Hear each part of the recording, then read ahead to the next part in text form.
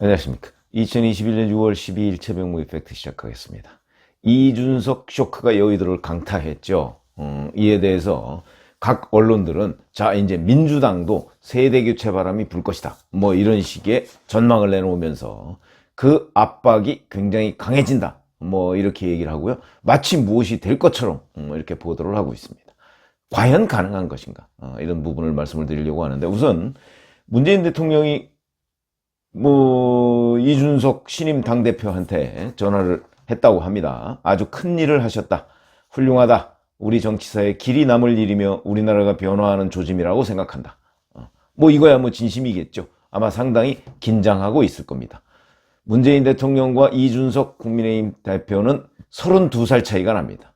아마 막내 아들 정도, 그 정도 뻘이다. 나이로 비교하는 거는 좀 어폐가 있다고 할지 모르겠으나, 그건 현실적으로 사진을 찍으면 나오는 일이니까.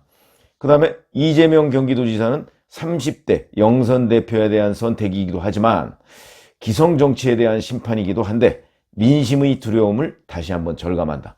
이런 것들은 저는 정직한 평가라고 생각을 합니다.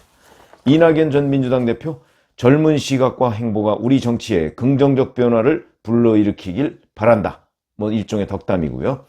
그 다음에 민주당 대선 후보 경선 아직 시작은 안 했습니다만 곧 시작할 겁니다. 거기에서 이준석 바람의 수혜를 받았다.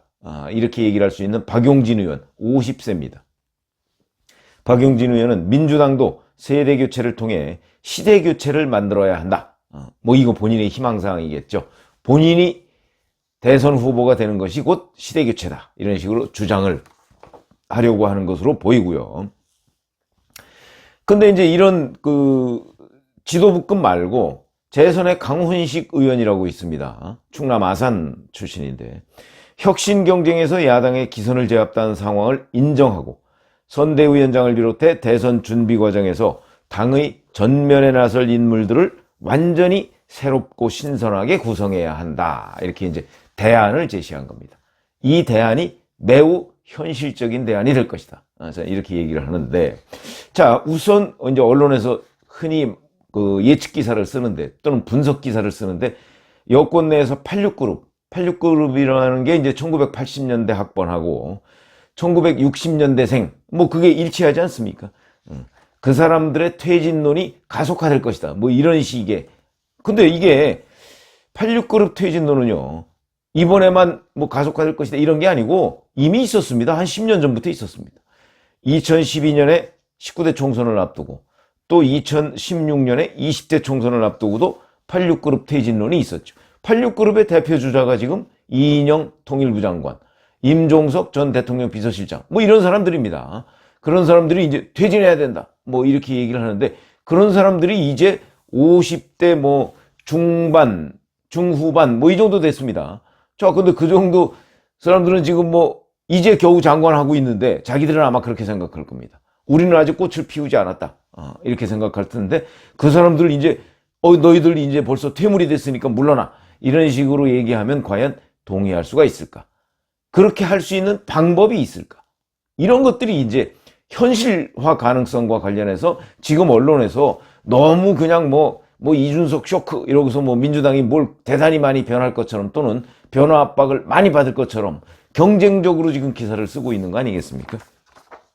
그런데 2012년과 16년 총선을 앞두고서 벌어진 이 86그룹 퇴진론 이게 어떻게 됐습니까? 잘 아시지만 결국은 퇴진 안 했습니다. 왜? 국정 안정을 이유로 국정이 안정돼야 된다. 정치가 안정이 돼야 된다.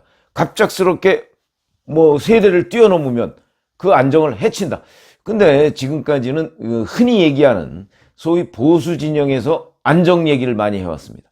그런데 이제 민주당 자체가 집권을 하다 보니까 기득권이 된 겁니다.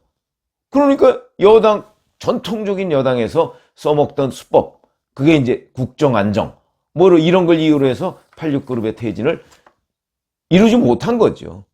그런 것들이 이제 과연 그럼 이번에는 가능할 것이냐? 선거를 앞두고도 불가능했는데 이런 지적이 나올 수밖에 없는 것이고요. 그 다음에 경향신문이나 일부 신문에 보면 거기에도 마찬가지로 그런 얘기가 있습니다. 과연 민주당의 세대교체가 가능할 것인가? 세대교체가 가능하려면 우선 양정철 전 민주연구원장이 그런 얘기했죠. 민주당에 절박함이 없다. 절박함이 있어야 됩니다. 무슨 얘기냐? 세대 교체 안 하면 죽는다. 이 절박함이 있어야 된다. 왜 국민의힘의 그 지지자들은 30대 영선의 이준석 대표를 선택했을까? 특히 분석을 해보면 아마 대구 경북 지역에서 많은 지지자들이 이준석 대표를 선택을 했습니다. 왜 그럴까요? 절박함이 있는 겁니다. 무슨 절박함? 정권 교체에 대한 절박함이죠. 왜 그러냐? 사실은 그 30대 영선을 택할 이유가 아무도 없습니다. 그 국민의힘 지지자들의 70% 이상이 50대 이상입니다. 그러니까 30대 영선이 만약에 국민의힘 당대표가 된다면 자기네들은 뒷전으로 물러앉아 있어야 된다. 내지는 우리는 이제 그냥 앉아서 퇴물이 됐네? 이런 생각을 가지고 있는 사람들, 그 사람들이 국민의힘의 70%가 넘는다. 근데 그 사람들은 왜 30대 영선을 대표로 선택했을까? 그게 절박함이라는 것이죠. 무슨 얘기냐? 문재인 정부 4년 넘게 있어 보니까 이대로 놔둬서는 안 되겠다. 근데 이걸 무슨 뭐 시위하거나 촛불 시위하거나 뭐 해서 뭐 뒤집어 엎을 수 있는 상황도 아니지 않습니까? 그러다 보니까 결국은 민주당과 확 차이가 나는, 그래서 변화가 아닌 변혁을 해보자. 그 변혁은 누가 할 수 있을까라고 봤더니 그게 나경원도 아니고 주호영도 아니고 대구 경북 출신인 주호영도 아니다. 결국은 민주당이 도저히 따라올 수 없는, 그러나 그 사람이 여의도에서 그래도 10년 정치밥을 먹은 사람이다. 30대이긴 하지만. 그러니까 그런 사람을 밀어줘서 우선 사진으로라도 또는 우리가 변화, 변혁의 의지를 확실하게 일반 국민들한테 보여주면 적어도 민주당 지지자는 모르겠지만 중도층 내지는 젊은 층 2030은 우리한테 지지를 보내지 않을까. 자, 우리는 이렇게 변혁을 실천하자는 절박함이 있었다는 거죠. 근데 지금 민주당에 그런 절박함이 있습니까? 양정철 전 원장이 주장했듯이, 분석했듯이 민주당에는 그런 절박함이 없죠. 민주당은 이대로 잘하면 정권 재창출 가능하다 이렇게 보고 있는 것이죠. 지금 뭐 이재명 경기도지사 여전히 뭐 윤석열 전 검찰총장과 지지율 1, 2위를 다투고 있습니다. 거기다 자기네들은 여당이라고 생각하고 이재명 경기도지사의 그 포퓰리즘적인 정책 뭐 이런 것들이 충분히 임박하면 효과를 발휘할 수 있다. 아마도 국민의힘은 뭐 재정 건전성 운운해가면서 이 포퓰리즘 정책을 따라올 수 없을 거야. 이렇게 민주당은 판단하고 있고, 그 다음에 내년 뭐 이번 뭐 여름에 또 재난지원금 주고 아마 내년 대선 임박해서 또다시 아마 국민들한테 우의로금이라는 걸 줄 가능성이 매우 높다고 제가 말씀을 드렸죠. 그런 방식으로 하면 정권 재창출이 가능하다 이렇게 보고 있는 겁니다. 그렇기 때문에 그거는 무슨 얘기냐? 정권을 빼앗길 가능성이 매우 높아졌다 이렇게 생각을 안 한다는 얘기죠. 그건 곧 절박함이 없다는 겁니다. 그러니까 자기네들이 정말 정권을 빼앗길 가능성이 매우 높아졌다라고 한다면 지금부터 정말 호각을 불고 경계경보를 울리고 이러면서 뭔가 지금까지 하던 방식이 아닌 과감한 방식을 선택할 텐데 그런 방식을 선택하는 기류는 없다. 그게 곧 세대교체의 토양이 없다. 이런 얘기죠. 그리고 실제 또 그 세대교체를 하려고 한다면 세대교체는 어떤 방법으로 합니까? 예를 들어서 지금 국민의힘처럼 30대 영선이라고 하는 당대표, 지금 국민의힘 의원이 100명이 넘는데 당대표가 가장 젊습니다. 자, 그럼 가장 젊은 당대표를 딱 세워놓고 그 사람을 중심으로 대선을 치르겠다. 지금 이렇게 결정을 한 거 아니겠습니까?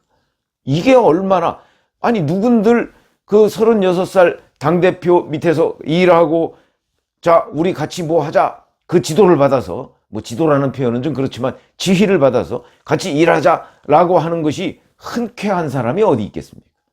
저는 별로 없다고 봅니다. 그러나 그걸 선택했죠. 왜 선택했느냐? 그만큼 우리는 이렇게라도 이겨야 되겠다. 정권을 바꿔야 되겠다. 라는 그런 절박함이 있었기 때문이다. 이거는 뭐 이의가 없을 겁니다. 그런데 자, 민주당은 원내대표 강성 친문인 윤호중 의원을 선택했습니다. 그렇죠? 이대로 가겠다 이런 표시죠. 그 다음에 당대표 범친문, 뭐 일부 비문이라고도 합니다만은 송영길 대표를 선택했습니다. 58세입니다. 이 사람 뭐 결국 범친문 아닙니까? 그러니까 뭐 친문과 완전히 각이 세워진 그런 대표를 선택한 것도 아니고 범친문 뭐 이런 사람 정도로 해서 약간의 변화를 주어서 아마 당을 이끌고 가면 내년에 정권 재창출이 가능할 것이다. 당원들은 그렇게 판단한 것이죠. 그래서 원내대표 선출과 당대표 경선이 다 끝났습니다. 자, 그러면 지금에 조금 있으면 이제 대선 후보 경선에 들어갈 텐데 뭐 6월 이제 하순 정도에 돌입을 할 겁니다. 근데 뭐 거기에 출마하겠다는 사람들 뭐 다 아시다시피 이미 드러나 있습니다. 근데 그 중에 가장 젊은 사람이 박용진 의원입니다. 50세.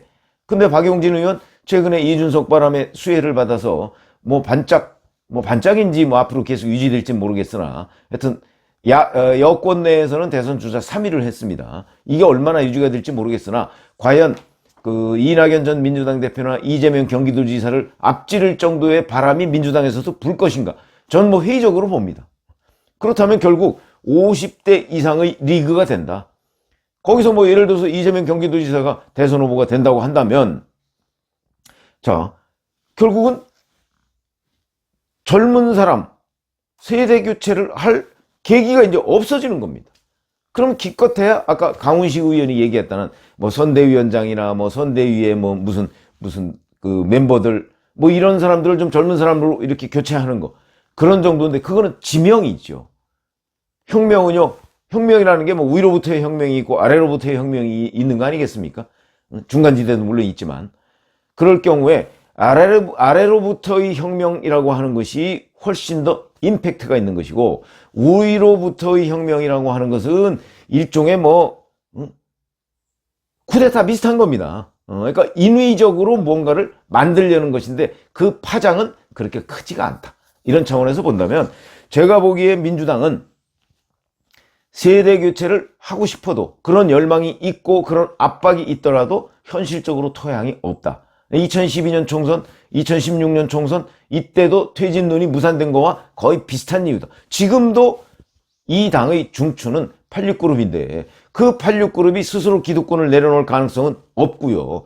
누군가가 외부적인 충격을 줘야 되는데 국민의힘은 당원들이 충격을 줬습니다. 그리고 국민의힘을 지지하는 일반 유권자들이 국민의힘에 충격을 주어서 변혁을 만들어냈고 근데 지금 민주당 지지자들은 그런 생각을 안 하고 있는 것으로 보이고요. 지금 여론조사에서도 그거는 뭐 대략 드러나 있죠. 뭐 일부 그런 사람도 있지만 근데 여기에 무슨 계기가 있어서 앞으로 뭐 선거를 할 계기가 없습니다. 기껏해야 대선 후보 경선인데 그 경선에서 과연 그 지금의 판을 완전히 뒤집어 엎는 그런 정도의 절박함이 민주당 사람들한테 있는가? 민주당 지지자들한테 저는 없다고 보죠. 그렇게 본다면 지금 언론에서 얘기하는 민주당을 압박하는 세대교체 바람이 어쩌고 저쩌고 그러면서 민주당도 이준석 쇼크에 그 뭐 자극을 받아서 뭔가 변할 것 같은 움직임 이거는 그야말로 기사만 되는 것이고요. 실질적으로 그럴 가능성 별로 없다. 기껏해야 거기 뭐 선대위 같은 데에 뭐 일부 젊은 층 좀 넣고 뭐 민주당 지도부에 뭐 지명직 뭐 최고위원이나 뭐 이런 데에 젊은 사람 한 사람 넣고 뭐 아마 이런 정도가 되지 않을까. 그런데 이렇게 해가지고서는 지금 30대 영선의 국민의힘 지도부 대표 여기에 아마 대항하기가 쉽진 않을 것이다. 물론 또 이준석 당대표가 정말 그 어떤 경험 부족이나 뭐 이런 것들을 드러내서 여러 가지 문제를 야기하면 그 문제점에 반사이익을 민주당이 받을 가능성은 있다. 그거는 그러니까 결국 손님이 실수해 주기만 바라는 거 아니겠습니까? 그런 거 외에는 민주당이 자체 동력으로 세대교체, 시대교체를 이룰 가능성은 별로 없어 보인다. 그러니까 이준석 쇼크 그리고 민주당도 엄청나게 변할 것처럼 쓰는 최근의 언론 매체 뭐 이런 것들의 방향은 상황을 저는 호도하는 것이라고 봅니다. 앞으로 뭐 같이 지켜봐 주시기 바랍니다. 감사합니다.